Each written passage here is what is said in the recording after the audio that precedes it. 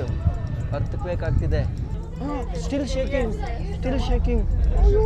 ಜಪಾನಲ್ಲಿ ಇವಾಗ ಆಲ್ರೆಡಿ ಹಿಂಗೆ ಹತ್ಕೊಂಡು ಬರಬೇಕು ಎಲ್ಲ ಉಡಾನ.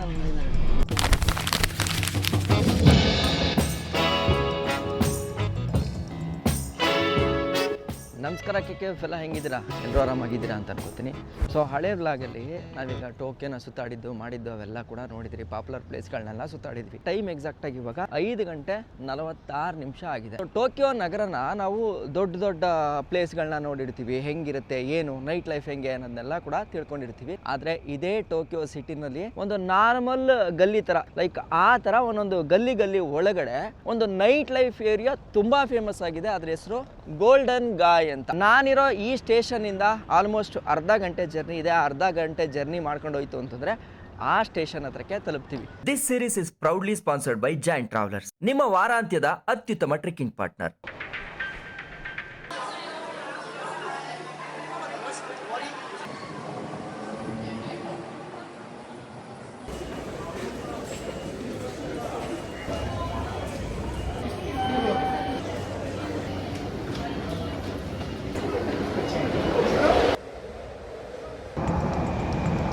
ಮುಗಿ ಬೀಳಲ್ಲ, ಮೇಲ್ಮೇಲೆ ಬೀಳಲ್ಲ ನೋಡಿ. ಎಷ್ಟೇ ಇದ್ರೂ ಎಷ್ಟೇ ರಶ್ ಇದ್ರೂ ನೋಡಿ ಎಲ್ಲ ಕ್ಯೂ ಅಲ್ಲಿ ನಿಂತ್ಕೊಂಡು ಹೆಂಗೆ ಆರಾಮಾಗಿ ಹೋಗ್ತಾರೆ. ಅನೌನ್ಸ್ ಮಾಡ್ತಾ ಇದ್ದಾರೆ. ಜನ ನೋಡಿ ಎಷ್ಟೊಂದು ಜನ ಇದ್ದಾರೆ.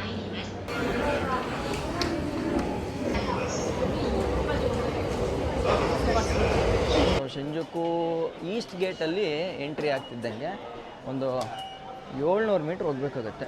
ಜಪಾನಲ್ಲಿ ಇವಾಗ ಆಲ್ರೆಡಿ ಫರ್ಟಿಲೈಟ್ ಕಡಿಮೆ ಇದೆ. ಯುವ ಜನತೆ ಮದುವೆನೇ ಮಾಡ್ಕೋತಾ ಇಲ್ವಂತೆ. ಯಾಕೆ ಅಂತಂದರೆ ಡ್ಯೂ ಟು ಸ್ಟ್ರೆಸ್ಸು ಮತ್ತು ಈ ವರ್ಕ್ಹಾಲಿಕ್ ಆಗ್ಬಿಟ್ಟಿರೋದ್ರಿಂದ ಅವರು ವರ್ಕನ್ನು ಎಷ್ಟು ಪ್ರೀತಿ ಮಾಡ್ತಾರೋ ಅಷ್ಟು ಇನ್ಯಾರನ್ನೂ ಪ್ರೀತಿ ಮಾಡಲ್ಲ ಅಂತೆ. ಆದರೆ ಇದನ್ನು ಎಂಜಾಯ್ ಮಾಡೋಕ್ಕೆ ಅಥವಾ ಇದನ್ನು ನಿಭಾಯಿಸ್ಕೊಂಡು ಹೋಗೋಕ್ಕೆ ಮುಂದಿನ ಜನ್ರೇಷನ್ನೇ ಇಲ್ಲ ಅಂತಂದರೆ ಇಷ್ಟೆಲ್ಲ ಕೆಲಸ ಮಾಡಿ ಏನು ಪ್ರಯೋಜನ ಅಂತ ನನಗನ್ಸುತ್ತೆ. ಇದ್ರ ಬಗ್ಗೆ ನಿಮ್ಗೇನು ಅನ್ನಿಸ್ತು ಕಮೆಂಟ್ ಮಾಡಿ ತಿಳಿಸಿ. ಲಿಟ್ರಲಿ ನನಗೆ ಹೆಂಗೆ ಫೀಲ್ ಆಯಿತು ಅಂತಂದರೆ, ಈ ಮೆಟ್ರೋ ಸ್ಟೇಷನ್ನ ಕ್ರಾಸ್ ಮಾಡ್ಕೊಂಡು ಹೊರಗಿನ ಪ್ರಪಂಚಕ್ಕೆ ಬರೋದೇ ಒಂದು ದೊಡ್ಡ ಟಾಸ್ಕ್ ಅನ್ನೋ ಥರ ಆಗೋಯ್ತು. ಬಟ್ ಹೊರಗಡೆಗೆ ಬಂದಮೇಲೆ ನೋಡಿ ಯಾವ ಥರ ಫೀಲ್ ಆಯಿತು ಅಂತ.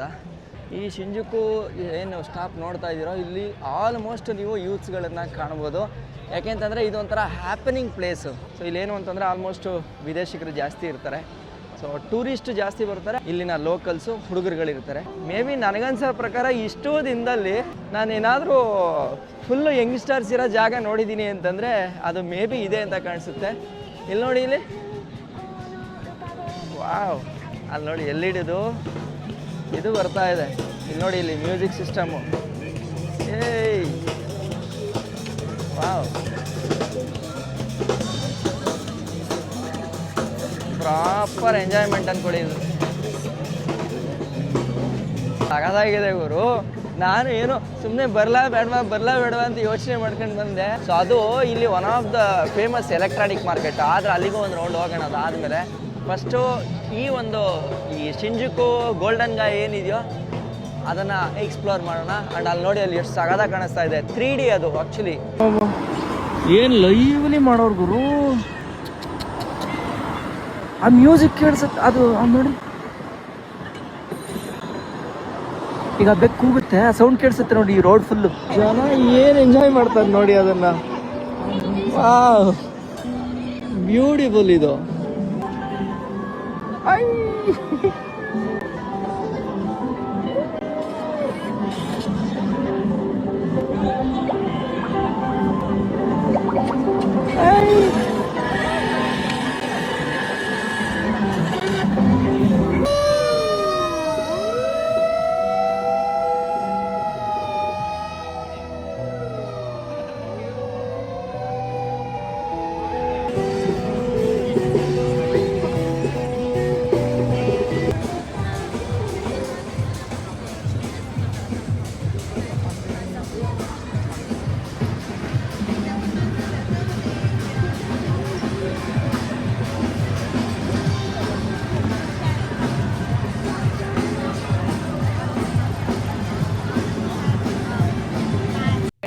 ವರ್ಲ್ಡ್ ವಾರ್ ಆದ ಮೇಲೆ ಅಂದರೆ 1945 ಮೇಲೆ ಏನಾಗುತ್ತೆ ಅಂತಂದರೆ ಇಲ್ಲಿನ ಜನಗಳಿಗೆ ಆಹಾರದ ಕೊರತೆ ಉಂಟಾಗುತ್ತೆ. ಆ ಟೈಮಲ್ಲಿ ಸರ್ಕಾರದ ಕಣ್ಣನ್ನು ತಪ್ಪಿಸಿ ಈ ಗೋಲ್ಡನ್ ಗಾಯ್ ಅನ್ನೋ ಒಂದು ಏರಿಯಾ ನಾವೇನು ಹೋಗ್ತಾ ಇದ್ದೀವೋ ಅಲ್ಲಿ ಬ್ಲ್ಯಾಕ್ ಮಾರ್ಕೆಟ್ನ ಸೃಷ್ಟಿ ಮಾಡಿಕೊಂಡು ಜನ ಅವರ ಬೆಳೆದಂಥ ಪದಾರ್ಥಗಳನ್ನು ಮಾರ್ತಾ ಇದ್ದಂಥ ಬ್ಲ್ಯಾಕ್ ಮಾರ್ಕೆಟು. ಸೊ ಇವತ್ತು ಹೆಂಗೆ ಕಾಣಿಸ್ತಾ ಇದೆ ಅಂತ ನೋಡಿ. 1949ರಲ್ಲಿ GHQ ಅನ್ನೋ ಒಂದು ಒಕ್ಕೂಟ ಏನು ಮಾಡುತ್ತೆ, ಇದನ್ನು ಸ್ಥಳಾಂತರ ಮಾಡಬೇಕು, ಇಲ್ಲಿರಬಾರ್ದು ಅಂತ ಹೇಳಿ ಅದನ್ನು ಸ್ಥಳಾಂತರ ಮಾಡ್ತಾರೆ. ಆ ಟೈಮಲ್ಲಿ ಪಾಪ ಜನಕ್ಕೆ ಬೇರೆ ಇನ್ಯಾವುದೂ ಕೂಡ ಆದಾಯದ ಮೂಲ ಇಲ್ಲದೆ ಇದ್ದಾಗ ಒಂದಷ್ಟು ವೇಶ್ಯಾವಾಟಿಕೆ ಚಟುವಟಿಕೆಗಳು ಕೂಡ ಇಲ್ಲಿ ನಡೆಯುತ್ತೆ. ಅಂದರೆ ಕೆಳಗಡೆ ಟಿಫನ್ ಸೆಂಟರ್ಗಳಿದ್ದರೆ ಮೇಲ್ಗಡೆ ವೇಶ್ಯಾವಾಟಿಕೆ ನಡೀತಾ ಇತ್ತಂತೆ. ಅದು ಸರ್ಕಾರಕ್ಕೆ ಗೊತ್ತಾಗಿ ಜಪಾನ್ ಸರ್ಕಾರ 1970ರ ಟೈಮಲ್ಲಿ ಏನು ಮಾಡುತ್ತೆ, ಅದನ್ನೆಲ್ಲ ಕೂಡ ಕಂಪ್ಲೀಟಾಗಿ ಬ್ಯಾನ್ ಮಾಡುತ್ತೆ. ಅಂತಂದರೆ ಇನ್ನು ಮುಂದೆ ಆ ಚಟುವಟಿಕೆಗಳು ಇಲ್ಲಿ ನಡಿಬಾರ್ದು ಅಂತ ಹೇಳಿ ಒಂದು ಆರ್ಡ್ರನ್ನ ಮಾಡುತ್ತೆ. 1960ರ ನಂತರ ಏನಾಗುತ್ತೆ, ಈ ಗೋಲ್ಡನ್ ಏರಿಯಾ ಬಂದು ಒಂದು ಕಲಾವಿದರುಗಳಿಗೆ ಅಂತ ಹೇಳಿ ಒಂದು ಒಕ್ಕೂಟದ ಜಾಗ ಆಗುತ್ತೆ. ಅಂದರೆ ಅವರೆಲ್ಲರೂ ಕೂಡ ಬಂದು ಕೂತ್ಕೊಂಡು ಡಿಸ್ಕಸ್ ಮಾಡೋಂಥ ಜಾಗ ಆಗುತ್ತೆ, ಕಥೆಗಳನ್ನು ಸೃಷ್ಟಿ ಮಾಡೋದಾಗಿರುತ್ತೆ. ಆ ಥರದ ಜಾಗಗಳಿಗೆ ಅಂತ ಹೇಳಿ ಸೀಮಿತವಾಗಿ ಇಟ್ಕೋತಾರೆ. ಈವನ್ ಆ ಟೈಮಲ್ಲಿ ಇದು ಪ್ರವಾಸಿಗರಿಗೆ ಅಲೋ ಇರಲಿಲ್ಲ. ಅಂದರೆ ಇಲ್ಲಿ ಲೋಕಲ್ ಅವ್ರಿಗೆ ಬಿಟ್ಟು ಹೊರಗಡೆ ಅವ್ರು ಬಂತು ಅಂತಂದರೆ ಅಲ್ಲಿ ಎಂಟ್ರಿ ಆಗೋಂಥ ಅವಕಾಶನೇ ಇರಲಿಲ್ಲ. ಯಾಕೆ ಅಂತಂದರೆ ಇಲ್ಲಿನ ರಿಯಲ್ ಎಸ್ಟೇಟ್ ಮಾಫಿಯಾದವ್ರಿಗೆ ಈ ಗೋಲ್ಡನ್ ಗಾಯ್ ಏರಿಯಾ ಮೇಲೆ ಕಣ್ಣು ಬೀಳುತ್ತೆ. ನೀವು ಇನ್ನೂ ಬೇಕಾದ್ರೆ ಆ ಜಾಗನ ನೋಡ್ಬೋದು. ಅದು ಹೆಂಗಿದೆ ಅಂತಂದರೆ ನಿಮಗೆ ಹಳೆ ಜಪಾನನ್ನು ಹೆಂಗೆ ನೋಡ್ತಿರೋ ಆ ಜಮಾನದ್ದು, ಅಂದರೆ 1940ರ ಜಮಾನದ್ದು ಅದನ್ನು ಇನ್ನೂ ಕೂಡ ಉಳಿಸ್ಕೊಂಡಿದ್ದಾರೆ. ಹೆಂಗಾದರೂ ಮಾಡಿ ರಿಯಲ್ ಎಸ್ಟೇಟ್ ಅವರೆಲ್ಲ ಏನು ಮಾಡ್ತಾರೆ, ಈ ಯಾಕುಜಾ ಅಂತ, ಸೊ ಅಂತಂದರೆ ಅವರು ಮಾಫಿಯಾದವರು, ಅವರನ್ನು ಉಪಯೋಗಿಸ್ಕೊಂಡು ಅಲ್ಲಿರೋಂಥ ಬಿಲ್ಡಿಂಗ್ಗಳಿಗೆ ಸಸ್ಪಿಷಿಯಸ್ ಆಗಿ ಬೆಂಕಿ ಕೂಡ ಹಾಕ್ಸಿರ್ತಾರೆ.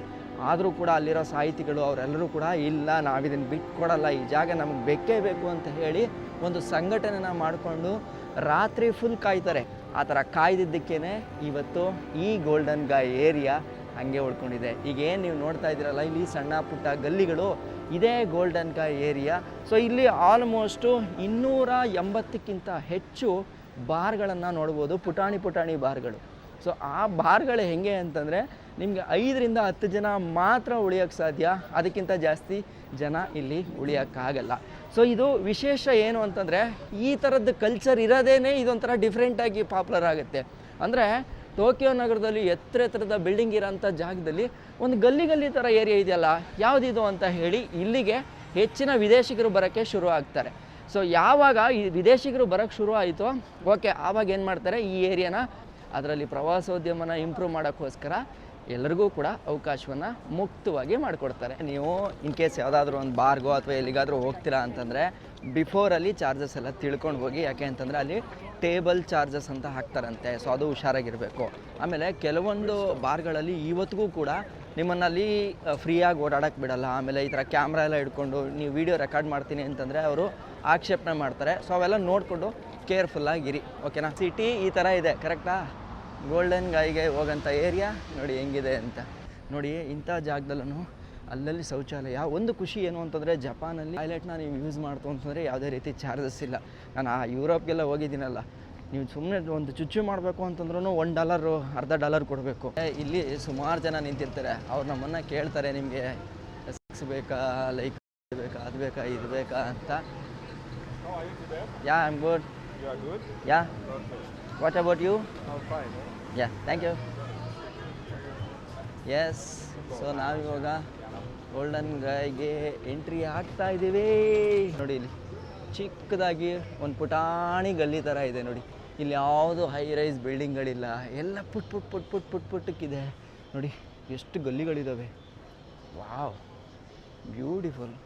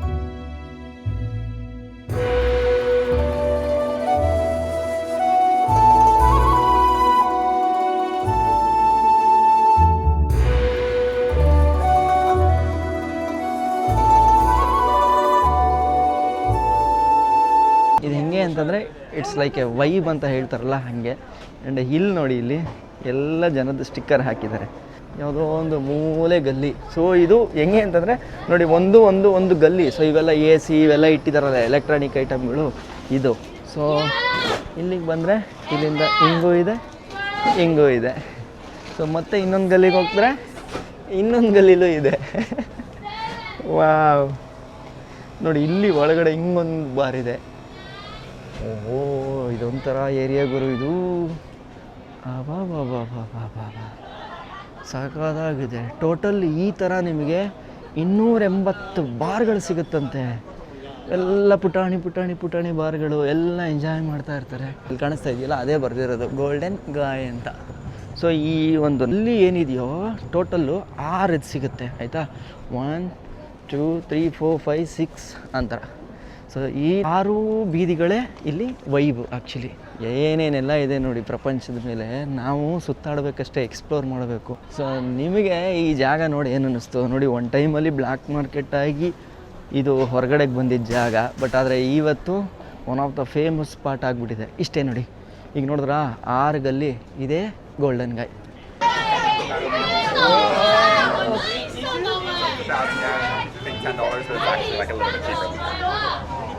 ಇದು ನೋಡಿ ಈ ಗಲ್ಲಿ ಹೆಂಗಿದೆ ಅಂತ ನೋಡಿ. ಹಿಂಗೆ ಹತ್ಕೊಂಡು ಬರಬೇಕು, ಎಲ್ಲ ಉಡಾನಲ್ಲಿ ಮಾಡಿದ್ದಾರೆ.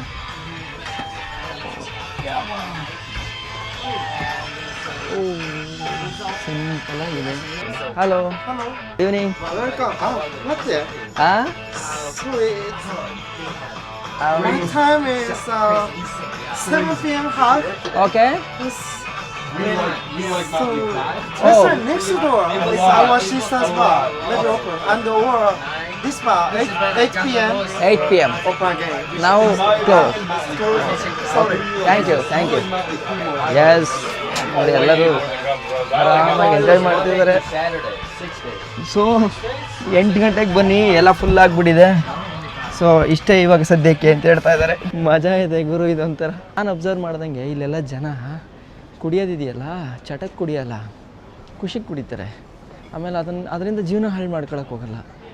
ಏನು ಅವ್ರಿಗೆ ಆ ದಿನ ಫುಲ್ ಸ್ಟ್ರೆಸ್ ಆಗಿರುತ್ತೋ ಅದನ್ನು ಕಳೀತಾರೆ ಅಷ್ಟೇ. ಅಯ್ಯೋ ಅರ್ಥಕ್ಬೇಕಾಗ್ತಿದೆ. ಇದು serious? Serious? But Okay. maybe it's not that big one.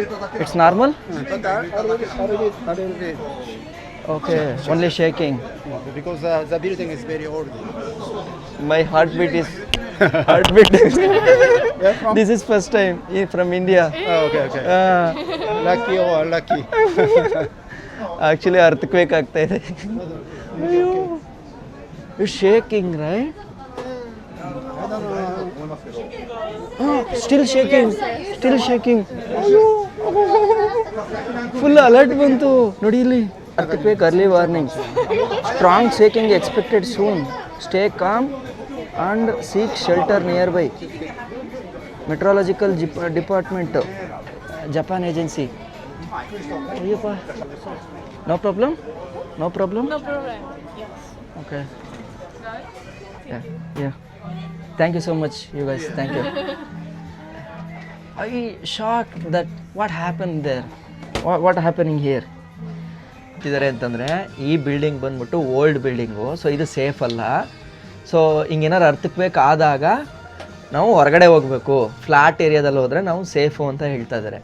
And ಇದು ಬಂದು ಫುಲ್ಲು ಲೈಕ್ ಹೆಂಗೆ ಹೇಳೋದು, ಇದು ಓಲ್ಡ್ ಸ್ಟ್ರೀಟ್ ಆಗಿರೋದ್ರಿಂದ it is not safe, right? This is not safe because it's a old building.